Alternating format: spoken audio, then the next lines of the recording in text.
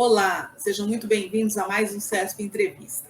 Hoje recebemos o professor Luiz Carlos Pereira da Silva, que tem larga experiência na área de energia elétrica, com ênfase em eficiência, gestão e conservação. Ele é professor associado da Unicamp, Universidade Estadual de Campinas, e coordena o projeto Campo Sustentável e o Grupo Gestor Universidade Sustentável da instituição. E, em dezembro de 2021, foi agraciado pelo CESP com o Prêmio Personalidade da Tecnologia na categoria Energia Sustentável.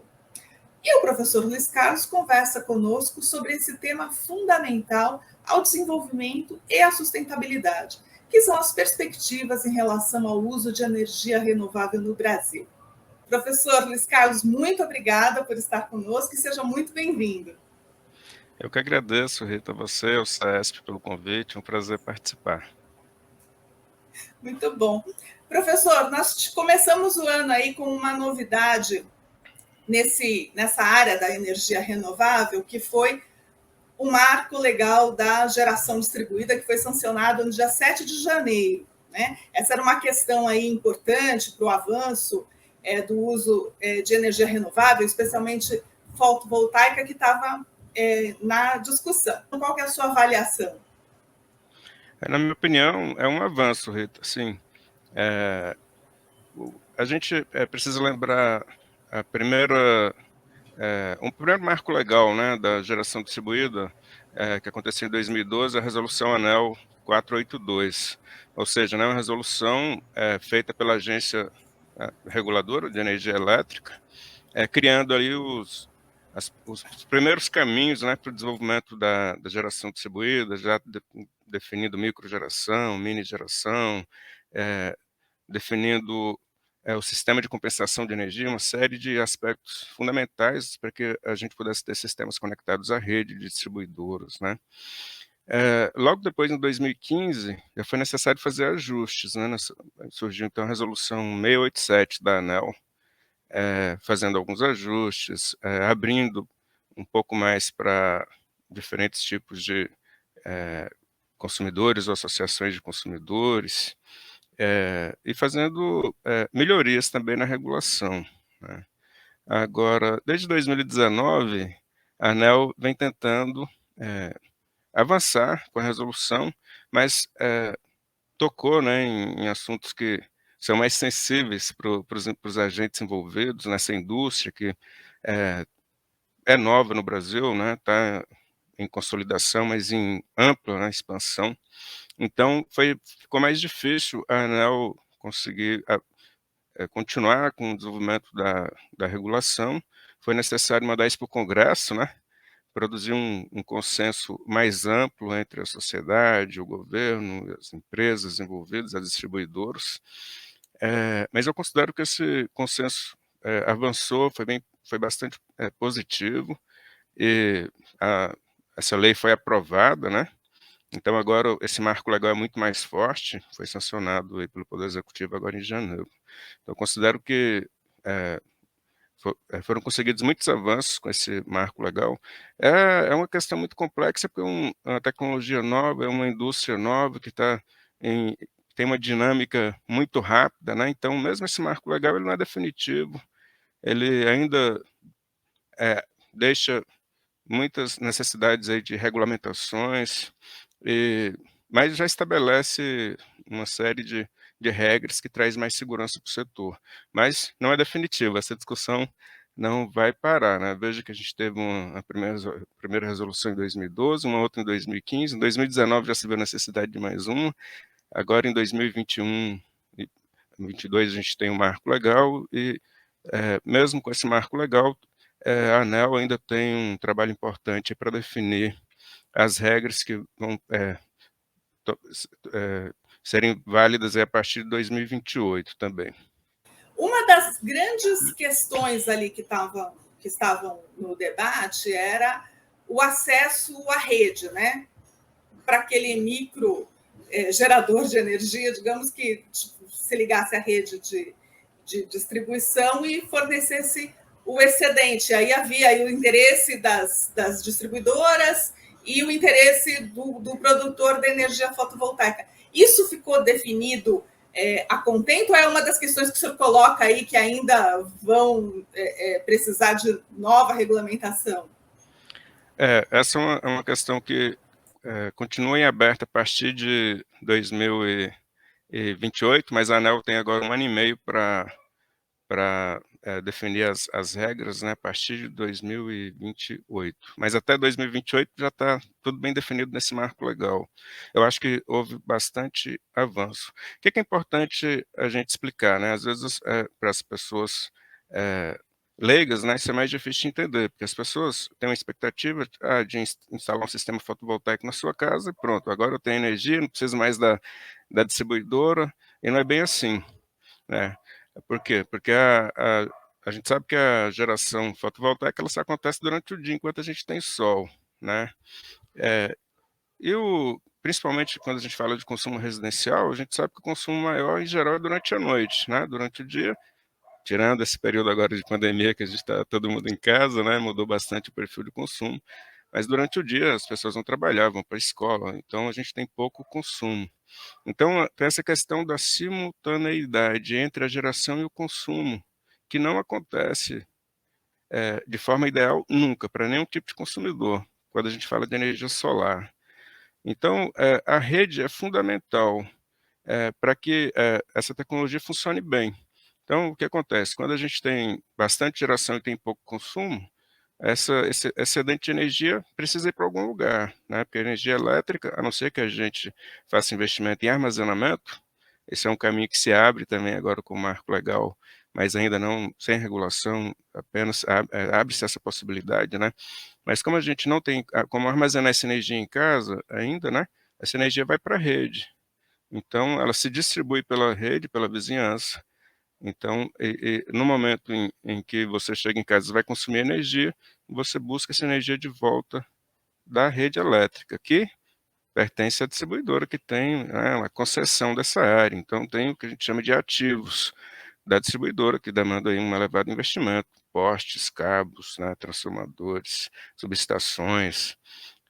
Então, esses ativos precisam ser remunerados, né, já que a geração distribuída, por não ter essa simultaneidade entre a geração e o consumo, ela precisa da rede elétrica, né? Então, é possível, por exemplo, que uma casa funcione com geração fotovoltaica de forma independente da rede elétrica? Mas você precisa de outros equipamentos, que são hoje muito caros, né? E não tem ainda não são tecnologias consolidadas ainda. Você precisa de baterias para armazenar essa energia quando você não está utilizando, e você precisa ainda de um sistema de controle avançado para mandar energia para a bateria ou mandar para casa quando você está precisando, né? Inclusive, o marco regulatório ele abre também possibilidade para esse tipo de solução, que a gente chama de microrrede. Uma microrrede ela vai ter a possibilidade de operar de forma independente da distribuidora em algumas situações específicas, mesmo assim, mais vantajoso durante a maior parte do tempo que essa microrrede ela fique conectada com a distribuidora. Mas o que é que o consumidor ele tem de expectativa hoje? Que ele vai instalar um sistema fotovoltaico e que ele não vai mais precisar da rede elétrica. E se tiver um blackout lá fora na rede elétrica, ele vai ter energia na casa dele. Então, não é bem assim, né? A energia fotovoltaica, como ela surge agora no Brasil, ela demanda de uma parceria, de um casamento, né, entre o consumidor e a distribuidora, porque existe essa troca de energia, né? Então, na resolução 482, né, que foi o primeiro marco regulatório, foi dispensado dos investidores, ali, consumidores que compraram os primeiros sistemas, esse pagamento de uso de rede, né? Mas à medida que o número de consumidores foram crescendo, essa dispensa, que na verdade é um tipo de subsídio, né? Porque a distribuidora ela está cumprindo um serviço ali, ela precisa ser remunerada. A gente não pode trazer uma nova tecnologia para uma indústria já consolidada, que nem o setor elétrico, de forma a prejudicar as empresas que já estão ali, né? Então, tem que ser um equilíbrio aí de vantagens, né? Entre todos os agentes. E esse é o trabalho difícil que a agência regulatória tem que fazer. Então, essa dispensa de pagamento de uso de rede, ela foi colocada na resolução 482, permaneceu na resolução 687, e desde 2019 a ANEEL entendeu que já estava no momento de se pensar, se discutir, se começar a retirar esse subsídio, né? Porque ele tem que ser pago por alguém, e esse alguém aí são todos os consumidores, né? Então, na época, 2019, acho que todos lembram, né, que eh, foi uma grande confusão, surgiu a ideia de que a ANEEL queria taxar o sol, mas não é nada disso, né? O sol está aí brilhando para todo mundo, quem quiser gerar energia pode gerar, mas não basta você ter energia, você tem que ter eh, transporte da energia também, né? Então a rede elétrica ela viabiliza eh, esse equilíbrio entre a geração e o consumo. Então a distribuidora que é proprietária dessa rede tem essa concessão, ela precisa ser remunerada. E em 2019 isso gerou uma grande confusão, e o resultado é que a ANEEL não conseguiu continuar regulamentando isso, né, dentro do âmbito da própria agência. Então isso acabou indo para o Congresso, para uma discussão mais ampla, né, com todos os envolvidos, com uma participação importante da ANEEL, mas também das empresas, da sociedade, das distribuidoras, e foi conseguido construir um consenso, onde, nesse marco legal, se conseguiu criar um processo de transição, né, em que esse subsídio é gradativamente retirado, mas também se conseguiu manter o chamado direito adquirido de quem já investiu, né, e tinha essa expectativa de que não teria que pagar por esse uso de rede. Então, o marco regulatório ele diz que para todos os consumidores que já têm geração, microgeração hoje, né, geração distribuída, ele continua sem pagar essa tarifa de uso de rede de distribuição até 2045, né? E ainda tem mais um ano de transição a partir da publicação da lei. Então, todos que entrarem ainda em 2022 permanecem tendo esse benefício de dispensa de pagamento de uso de rede até 2045.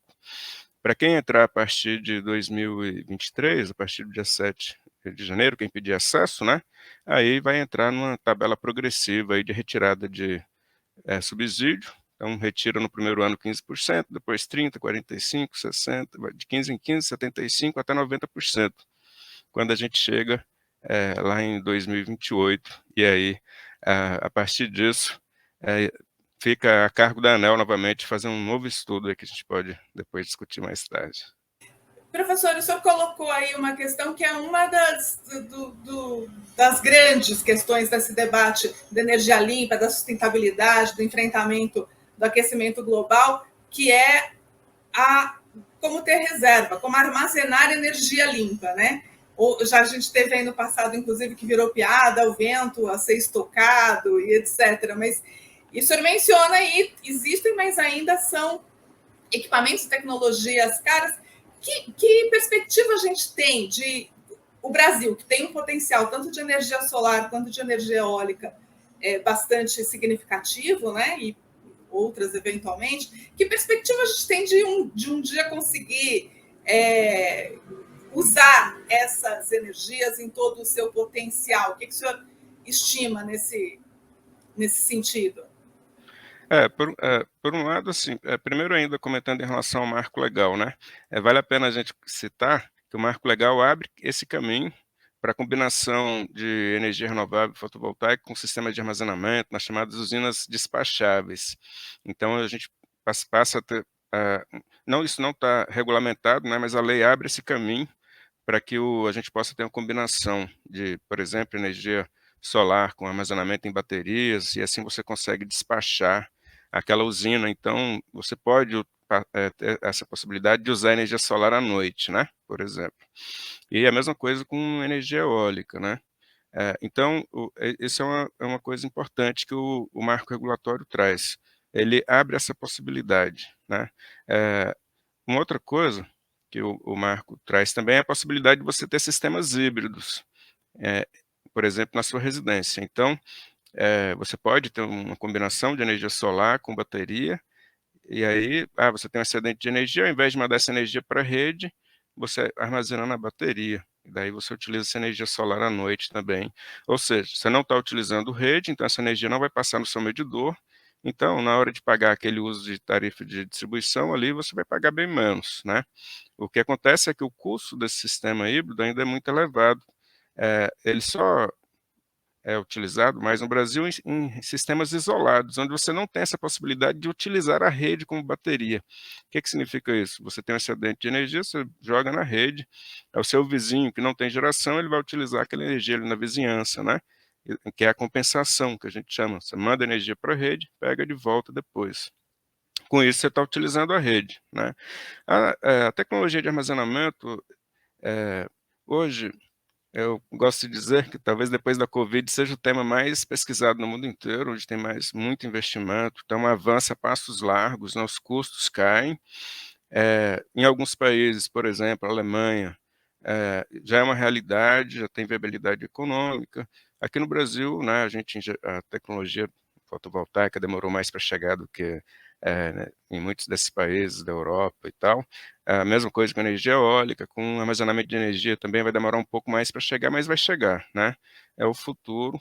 Eu acredito que isso é fundamental para a gente ganhar mais penetração de energia renovável, né? Mas aqui no Brasil a gente tem uma vantagem comparativa com outros países, né? A gente tem um grande parque de usinas hidrelétricas. Então, essa combinação de usina hidrelétrica com com usina eólica e solar é muito interessante, porque você pode priorizar o uso de energia solar e eólica, enquanto isso você está armazenando água, né, nas usinas.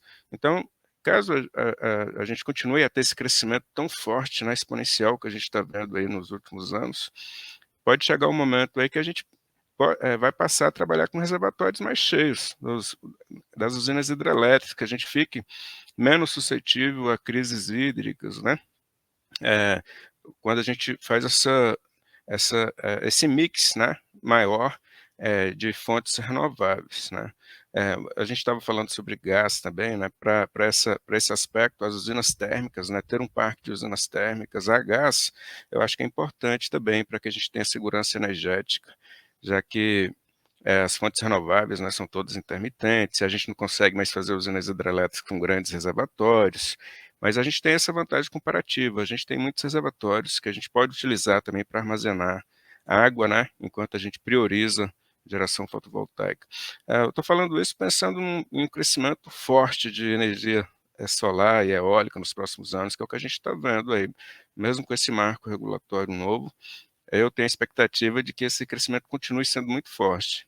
E o senhor mencionou aí o nosso parque hidrelétrico e a solução que seria o melhor dos mundos, né? O mix entre as energias renováveis e a geração hidrelétrica, as energias renováveis cobrindo aí quando houvesse menor possibilidade de geração hidrelétrica. Agora a gente tem visto o que a gente vive hoje com a escassez de chuvas, inclusive, é um crescimento das térmicas, né, na matriz elétrica, inclusive, e um avanço disso não só das térmicas a gás natural, que o senhor mencionou que é importante aí até para a transição, mas térmicas a diesel, uso de carvão, enfim. Como é que está nessa nossa batalha pela energia limpa, esse, digamos, aparente recuo aí para energias mais poluentes, menos sustentáveis? Como é que a gente administra essa situação, professor? É um conflito muito grande que envolve outras forças, né, inclusive políticas, etc., econômicas, né, mas do ponto de vista técnico, né, eu tenho a opinião de que um parque de usinas térmicas a gás é importante a gente ter, mas posicionados a partir de análises técnicas e não políticas, mas eu acho que no Brasil a gente não pode aceitar crescimento de uso de carvão e usinas a óleo, pelo contrário, a gente tem que batalhar para eliminar essas fontes da nossa matriz. Por quê? Porque eh, eu costumo dizer que o Brasil é um país abençoado por Deus em relação a fontes energéticas, né. Até às vezes também a gente diz que a gente vive essa maldição da fartura, né, que a gente tem tantas fontes, isso é até um problema quando a gente tenta falar de eficiência energética, porque a primeira coisa que se pensa, né, é expandir a oferta. E a gente tem muito potencial também para conservação de energia, eficiência energética, a gente pode até falar sobre isso depois. Mas o carvão e o óleo, eu acho que a gente tem que fazer um esforço preliminar.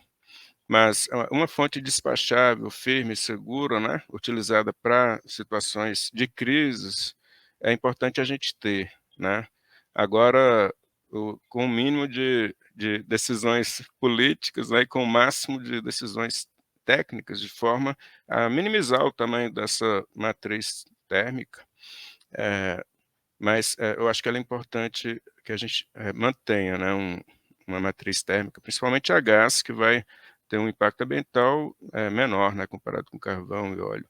Mas isso também esse conflito a gente vive em muitos países. A gente estava aqui falando da Alemanha, né, que, decidiu eliminar o nuclear da sua matriz, né, que é uma fonte limpa, mas tem o risco, né, do acidente. Então, o que aconteceu na Alemanha? Eles estão mais dependentes de carvão também.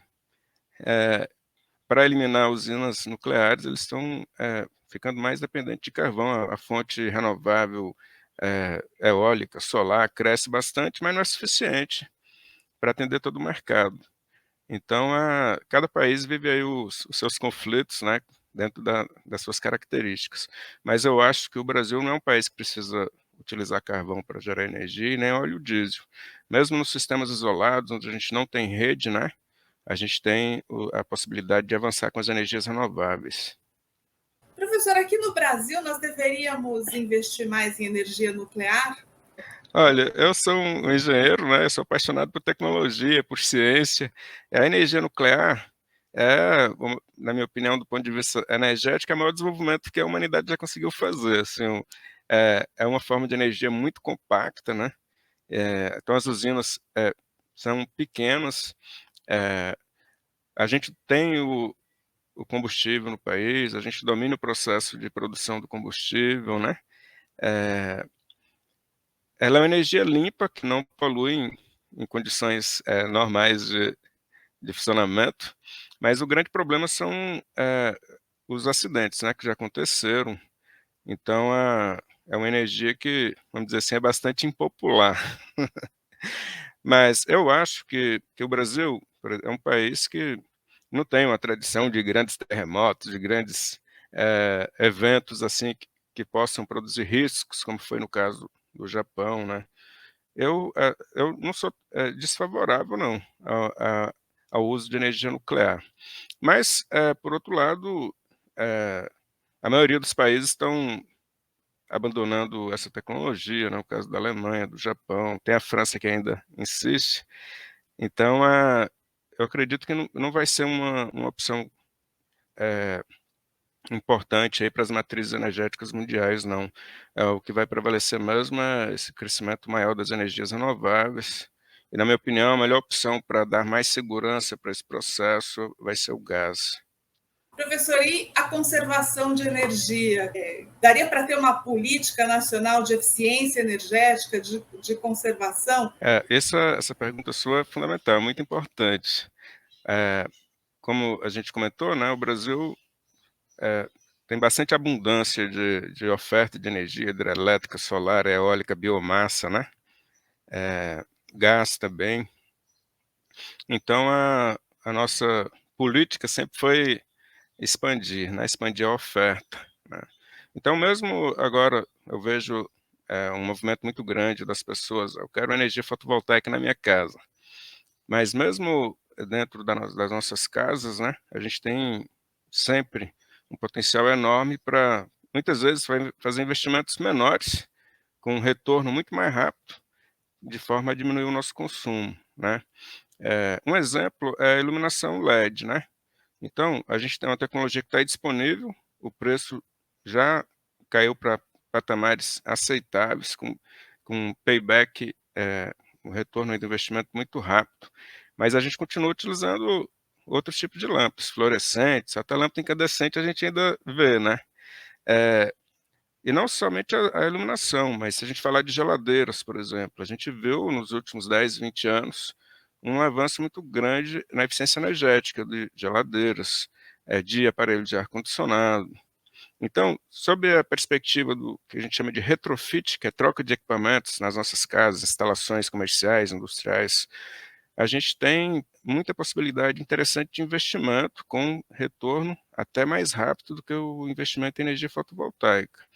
Mas, em geral, as pessoas não pensam muito nisso, elas pensam em fazer uma usina, né, no telhado, uma microgeração, e continuar consumindo da mesma forma que sempre fizeram. Outra coisa importante também é o comportamento. O nosso comportamento também precisa mudar. A transição energética que o mundo precisa fazer em função do aquecimento global, da necessidade urgente de resposta, né, da humanidade. Bom, não pode deixar as pessoas de fora disso. Então a gente também precisa rever o nosso comportamento como usuários, não somente de energia, mas de água, de tudo mais, né?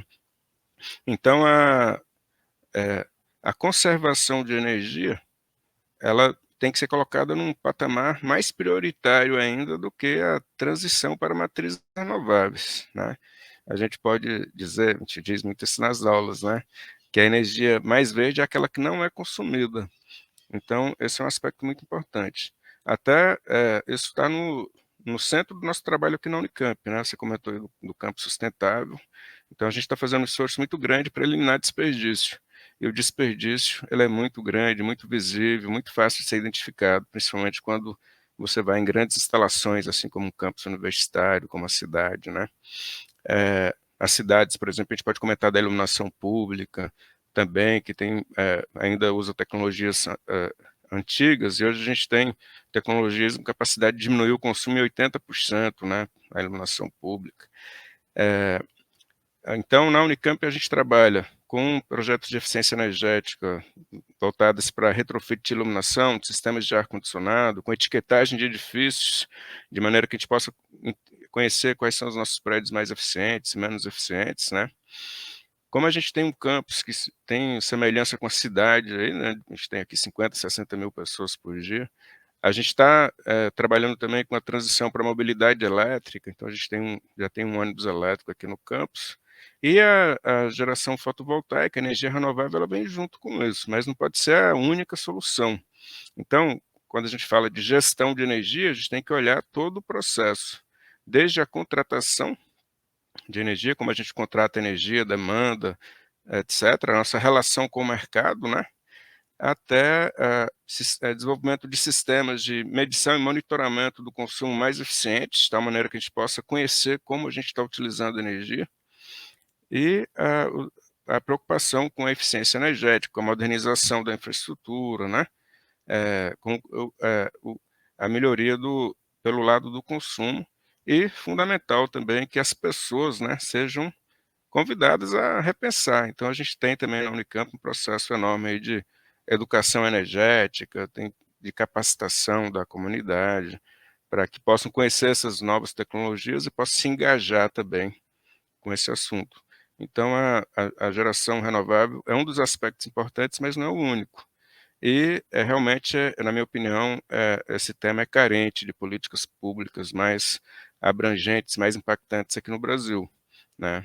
Então, a ANEEL, por exemplo, tem um esforço em fazer o chamado leilão de eficiência energética, né?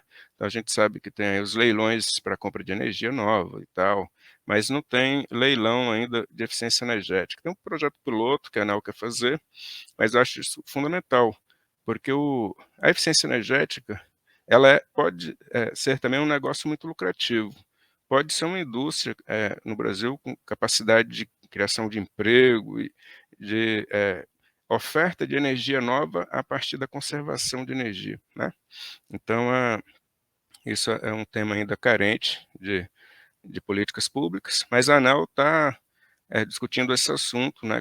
Já vai fazer um projeto piloto em um estado com leilão de eficiência energética, de tal maneira a trazer mais recursos, né, do setor privado também para essa questão da eficiência energética. Bom, que bom, né? Tomara que avancemos aí nesse campo. Professor, estamos chegando ao final da nossa entrevista. Eu agradeço mais uma vez muitíssimo pela sua disponibilidade e por essa aula incrível que o senhor deu aqui para todos nós. Muito obrigada mesmo, viu? Eu que agradeço, Rita. Estarei aqui sempre à disposição. Muito bom, muito obrigada. E também muito obrigada a você que acompanha mais este CESP Entrevista. Como sempre, se você ainda não está inscrito, inscreva-se no canal do CESP, acione o sininho para receber as notificações e acompanhar as nossas atividades, entrevistas bacanas como essa com o professor Luiz Carlos. Dê um like nesse vídeo, porque o professor deu muitas informações importantes aqui. É importante que todo mundo tenha acesso, mande para os amigos, para a família, ok? Muito obrigada. Saúde para todo mundo, cuidem-se, vacinem-se e vamos para a próxima. Até!